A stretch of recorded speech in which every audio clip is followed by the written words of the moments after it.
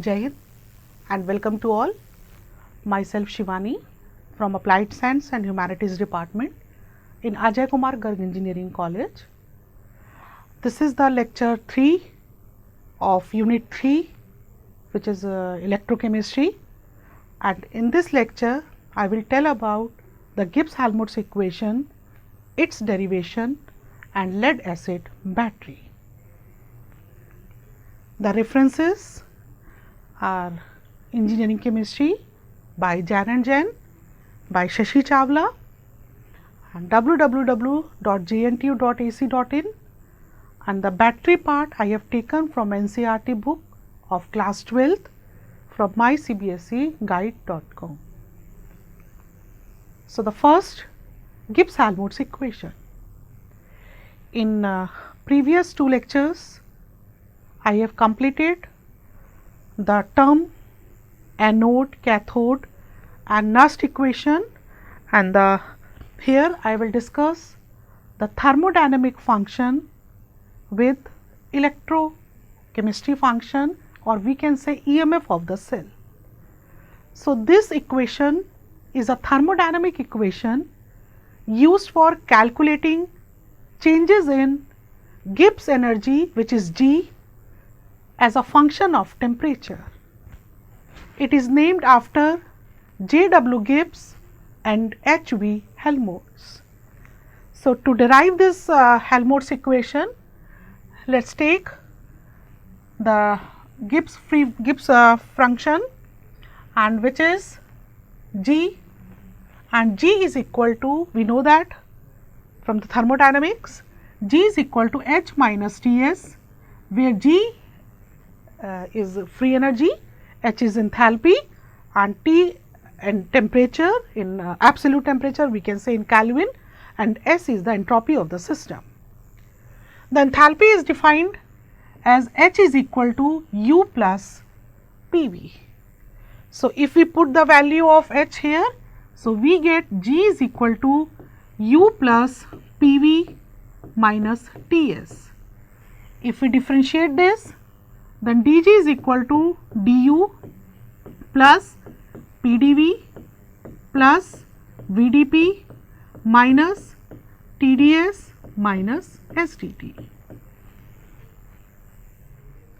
From the first law of thermodynamics, we know that dQ is equal to du plus PdV, or we can say du minus dW, and for expansion work is minus PdV. So, we can write dQ is equal to du plus PdV. From the entropy, and which is a measurement of randomness, and we know that entropy ds is equal to, for a small fraction, ds is equal to dQ by T. So, I can write dQ TdS. So, put the value of du plus PdV, dQ, and dQ we can write TdS. So, TdS is cancelled.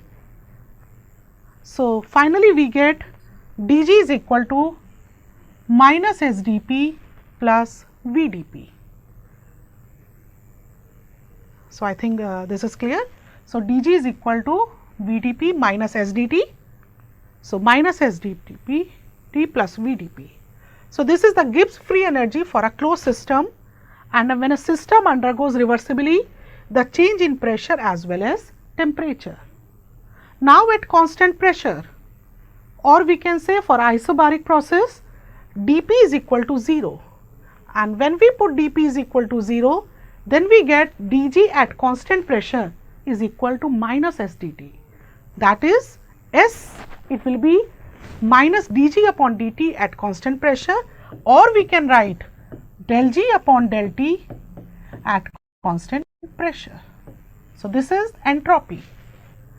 Since G is equal to H minus Ts, so we can put the value of S in this main equation, and when we put the value of S, we get G is equal to H plus T dG or del G upon dt or del T at constant pressure. And for a change, we can say, let initial G1 and then final G2, same for entropy, and both are intensive properties. So, delta G is equal to delta H plus T d delta G upon dt at constant pressure. And this equation is called Gibbs-Helmholtz equation, because here we relate the Gibbs free energy with temperature. Now, from this Gibbs-Helmholtz equation, we can find the relation between thermodynamic function, that is delta H, delta G and delta S, with the EMF of the cell.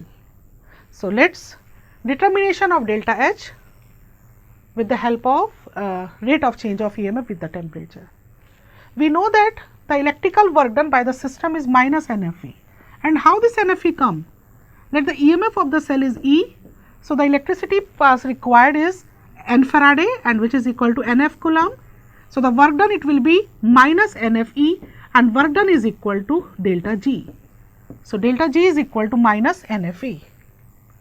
So, put the value of delta G in Gibbs-Helmholtz equation, and this is the Gibbs-Helmholtz equation, and when we put the value of delta G, it come minus NFE is equal to delta H plus T d minus NFE upon dt at constant pressure.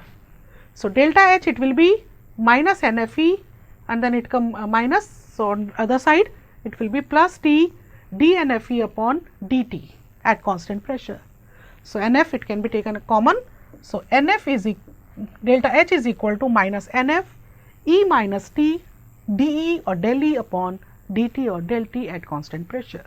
So, this is the value of delta H, or we can say the relation in delta H and EMF of the cell. And when we compare this equation with the Gibbs-Helmholtz equation, then we get delta S is equal to minus d delta G upon dt at constant pressure, and if we put delta G minus NFE, then it become NF del E upon del T at constant pressure. So, simple, there are three values: delta G is equal to minus NFE, delta H is equal to minus NF E minus T del E upon del T at constant pressure, and where F is Faraday and its value is approximately 96500. If value is given 96485, then we have to keep this value, otherwise 96500. And entropy delta S, it is minus either del delta G upon del T at constant pressure, or we can say NF del E upon del T at constant pressure. Now, one problem based on this values. The problem is the EMF of the cell, and cell is given cadmium and silver, and the reaction is cadmium plus 2 AgCl, which will give you CdCl2 dot 3 by 2 H2O plus 2 Ag. So, in this reaction, I think it is clear that 2 electrons are involved, and the EMF at 25 degree centigrade is 0.67535, and at 0 degree centigrade is 0.6915. Then we have to calculate delta H, delta G and delta S, and the temperature is given at 25 degree centigrade. So, in if we see the values, then del E upon del T is necessary. So, let us first calculate del E upon del T at constant pressure. Del E, it will be 0.6753 minus 0.6915 divided by change in temperature, temperature always in Kelvin, but we take the difference, then it come 25. So, the value it come minus 0.00065 volt per Kelvin. It may be that direct value of del E upon del T at pressure is given. So, at that time please check the unit. If unit is in volt per Kelvin, it means it may be a del E or dE upon dt at constant pressure. Now, delta H is equal to minus NF E minus T dE upon dt at constant pressure. N is 2, F is given in this, otherwise you can put 96500, E at 25 degree centigrade, which is 0.6753 minus temperature in Kelvin is 298, and the value of this, that is minus 0.00065, and when we calculate this, the value become this. So, this is the delta H. Now, for delta G, we know that delta G is equal to minus NFE. So, at 25 degree centigrade we can calculate. So, it will be minus 130.33 kilojoule. Now, delta S, for delta S we can directly put NF del E upon d upon dt or del E upon dt at constant pressure, or we can calculate delta S from this basic equation, and which is delta G is equal to delta H minus T delta S. Then we get the delta S. Now, another form, if examiner asks or say, then derive del or d G by T upon del T, which is equal to minus H upon T square, or if we put delta, so delta G, so here again delta H upon T square. So, we can derive this either by taking Gibbs-Helmholtz equation or by taking basic term, which is dg is equal to minus ds dt plus v dp. And since we know that g is equal to h minus ts, that is h is equal to g plus ts. Now, to get this del g by t, let us take dg by t. If we differentiate for two variables are g and t. So, first we get 1 upon t del g, then plus the differential of 1 upon t is minus 1 upon t square dt and g. So, you may say like this. So, dg by t is equal to, we can say t 1 by t dg minus g by t square dt, g by t square dt, or here this. Now, put the value of dg and which is equal to minus s dt plus v dp. So, minus s dp plus v dp, and open this bracket, we get this, and by taking common dt we get g plus ts and which is h. So, directly g by t is equal to minus h upon t square dt plus 1 by t v dp. Okay. The total differential, if we take, so total differential first with respect to t and then with respect to p. So, it will be del g by t at del upon del t at constant pressure dt plus del g by t dp del p t at constant pressure, temperature dp. Now, if we compare the both equation, we can say del g by t upon del t at constant pressure, it will be minus h upon t square. So, this is the simple derivation of this. This is again a form of Gibbs-Helmholtz equation. Now, if we relate or if we derive the van 't Hoff equation, so we know that in terms of chemical equilibrium constant, delta G is equal to minus RT ln K. So, delta G by T is equal to minus R ln K. The Gibbs-Helmholtz equation is here delta G by T upon dt is equal to minus delta H upon T square. Put the value of delta G by T and which is minus R ln K. So, minus R del ln K upon del T is equal to minus delta H T square. So, delta ln K upon del T is equal to delta H at standard condition upon RT square. This is the van 't Hoff equation, and delta H naught for reaction is constant, that is the enthalpy of product minus enthalpy of reactant is constant.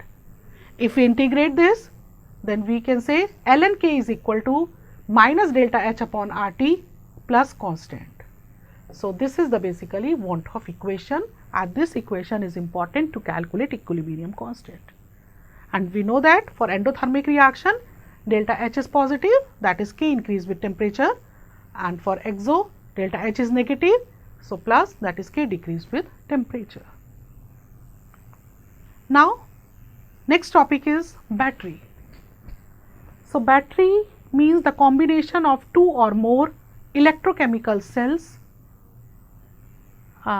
which is electrically interconnected, and each of which having two electrodes and one electrolyte. In everyday uses, battery is also used to refer as a single cell, and no one battery is designed perfectly for every application. It means if the electronic gadget, suppose it is compact, so we required compact battery or small battery, but for automobile or other purposes the battery battery it may be large, or for toy it is a very small and which is used in very small toys or etc. So, the parameters for a particular operation: a battery or fuel cell, it should store the maximum amount of energy at a desired rate from a device that has the smallest possible weight and volume. So, the parameters are storage capacity, energy density, power density, voltage efficiency and shelf life. Now, the physical limitations of battery performance. First is effective surface area of electrode. A 1 centimeter square sheet of polished metal presents far less active surface than that contains a numerous surface projections or pores. All useful batteries, they employ highly porous electrodes. Second is current density of electrode surface, which is expressed in ampere per meter square, and that is essentially a measure of catalytic ability of the electrode, that is its ability to reduce the activation energy for the electron transfer process. Next is rate at which electroactive components can be delivered to depart from the active electrode surface. These processes are controlled by thermal diffusion and are inhibited by very narrow pores that are needed to produce large active surface area. Next is side reactions and irreversible processes. The products of discharge reaction, it may tend to react with charge storing components. Thermal diffusion can also cause self discharge, limiting the shelf life of the battery. Now, the types of battery. So, batteries basically they are of two types, primary or secondary. First is primary battery, that is which is not rechargeable. We can say it is used for single and discarded after use. So, they are comparatively less expensive and used in ordinary gadgets like torch lights, watches, toys, and the commercially the famous batteries are Leclanche alkaline, which is used in toy, and lithium cell. Now, the secondary battery, this is rechargeable and it is used for multi-purposes, and after every use the electrochemical reaction could be reversed by external application of the voltage. It means at the charging time it acts as a electrolytic cell. These cells are rechargeable and reusable, and the combination of all reversible electrochemical cells, this give a secondary battery. And the examples are lead acid cell, lithium cadmium cell, nickel metal hydride cell or lithium ion cell. But in this we will discuss only this lead acid cell or this lead acid battery, and which is mentioned in syllabus.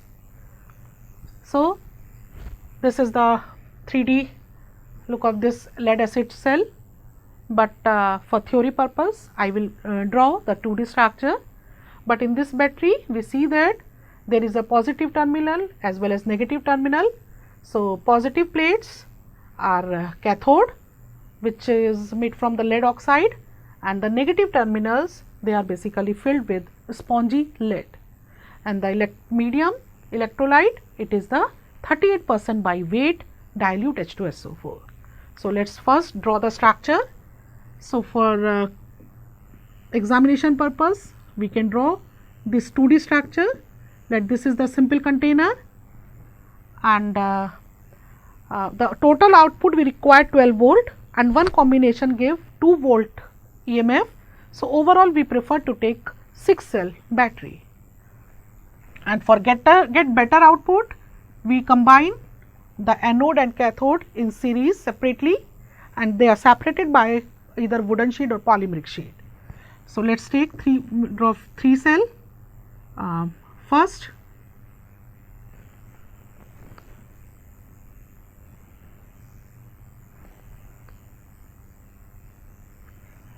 3 electrode, let us say 1, 2 and 3. So, let these 3 are electrodes and anodes, and other 3 again, these are, I draw this from the green pen, shaded, let draw.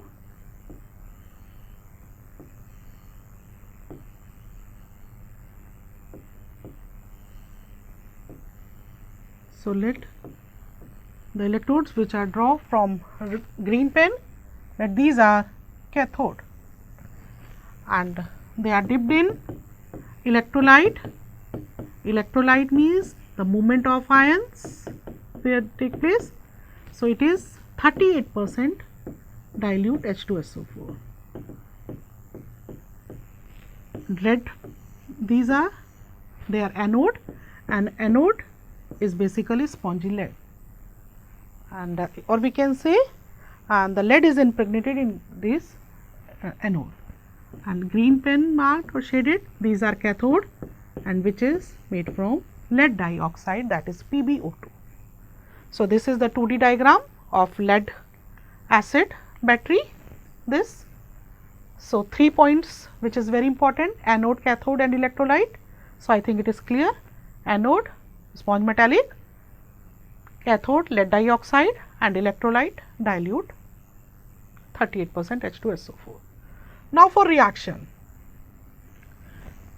anode means loss of electron and anode is of Pb. So, Pb which will give you Pb plus 2 electron, and this Pb plus 2, it is immediately combined with sulphate and which is available from the electrolyte and give PbSO4. So, this is the combined reaction, Pb plus 2 is cancelled. So, we get Pb plus SO4 minus 2 which will give you PbSO4 plus 2 electron. So, this is the anodic reaction. Now, for cathodic reaction, PbO2, this PbO2 plus H ion plus electron, because in reduction gain of electron.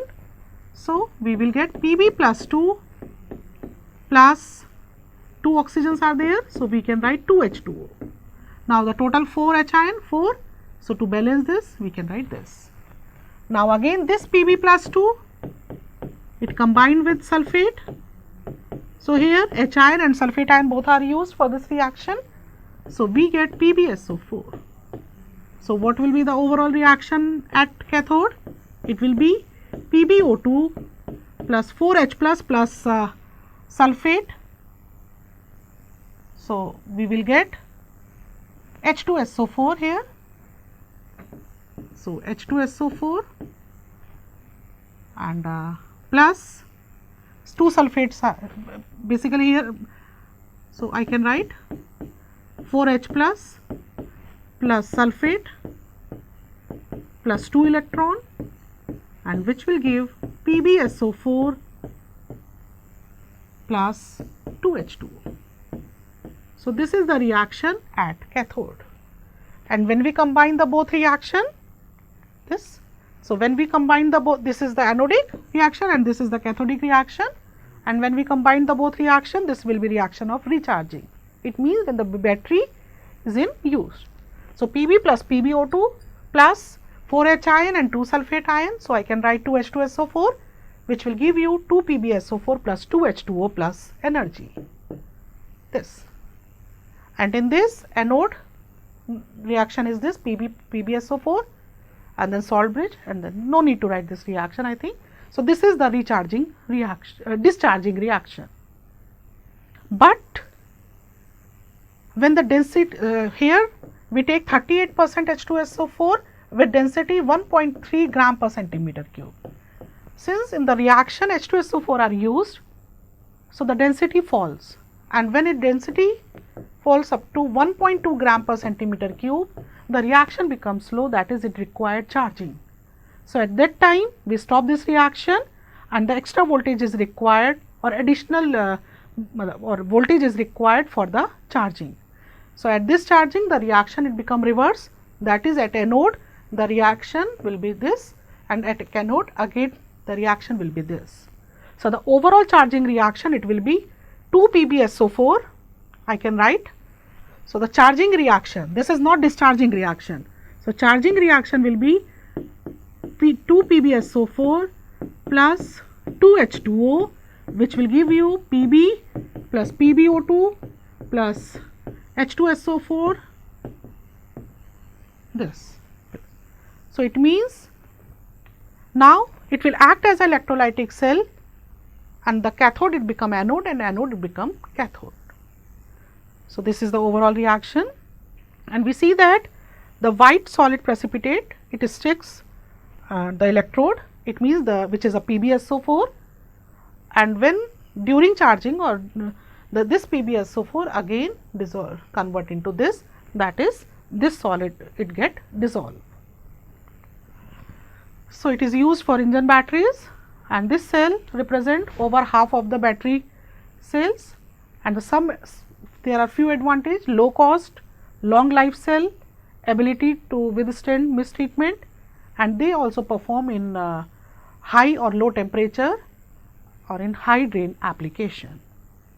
But there are few limitations or few problems. The first, if the cell voltage it exceeds 2.39 volt, the water breaks down into H2 and O2, and which may lead to explosion. And the another problem arising from the system is that the fumes which is of acidic fume, it may have corrosive effect on the area surrounding the battery.